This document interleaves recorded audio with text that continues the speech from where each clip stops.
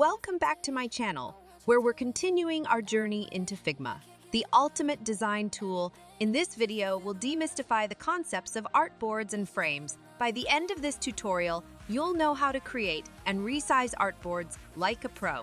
Let's dive right in. Understanding artboards and frames.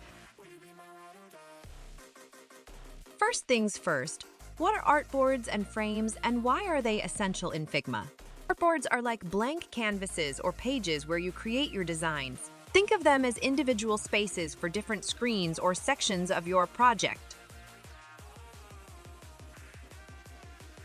In the Layers panel on the left, you'll notice that each artboard is represented as a separate layer. This organization makes it easy to manage your designs.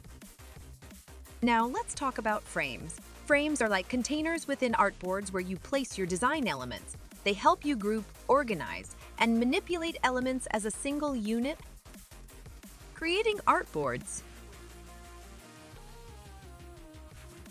We're ready to get hands-on. Let's create our first artboard. In the toolbar at the top, select the frame tool. This is your ticket to artboard creation.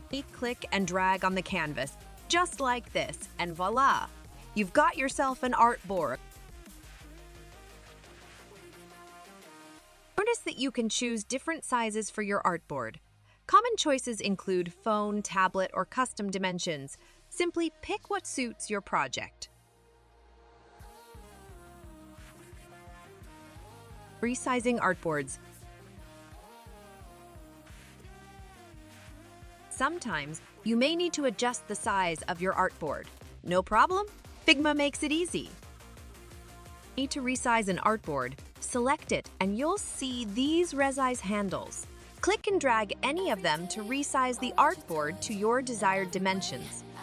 Keep in mind that you can set constraints to make your artboards responsive, ensuring your designs adapt beautifully to various screen sizes. There you have it, a solid understanding of artboards and frames in Figma. You've learned what they are, how to create artboards, and even how to resize them. You're well on your way to mastering the basics of this fantastic design tool.